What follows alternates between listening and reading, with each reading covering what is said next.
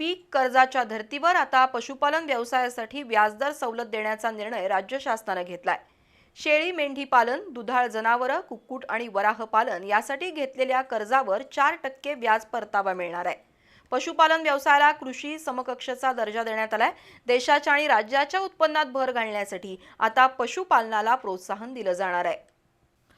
महाराष्ट्राची अर्थव्यवस्था 2028 पर्यंत $1 ट्रिलियन पर्यंत पोहोचवण्याचा प्रयत्न सुरू आहे।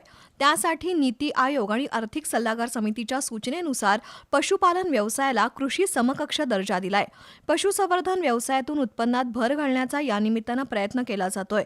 मात्र पशुपालन व्यवसायासाठी अत्यंत कमी अनुदान मिळतंय। व्याजदर सवलतही पुरेशी मिळत नाही। त्यामुळे या व्यवसायाच्या वाढीला मर्यादा पडतायत। कृषी वीज दर, सोलर एनर्जी आणि शेतीच्या कर्जाच्या व्याजदराच्या धर्तीवर पशुपालन व्यवसायासाठी व्याजदरात 4% सवलत देण्याचा निर्णय राज्य शासनाने घेतलाय। कुक्कुटपालनासाठी 25,000 पर्यंत पक्षी, 100 दुधाळ जनावरं, शेळी किंवा मेंढ्या 500 आणि 200 वराह पालनासाठी घेतलेल्या कर्जावर 4% व्याज सवलत मिळणार आहे। भारत पशुधन पोर्टलवर या योजनेच्या लाभासाठी नोंदणी करणं आवश्यक आहे। पशुपालन व्यवसायाकडे कल वाढवण्यासाठी हा निर्णय सरकारनं घेतलाय। पशुसंवर्धन विभागाच्या योजनेचा यापूर्वी लाभ घेतलेल्यांना नवीन व्याजदर सवलत मिळणार नाही।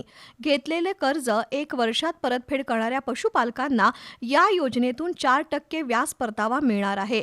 मात्र 1 वर्षाऐवजी शासनानं कर्ज फेडण्याचा कालावधी वाढवण्याची आवश्यकता आहे।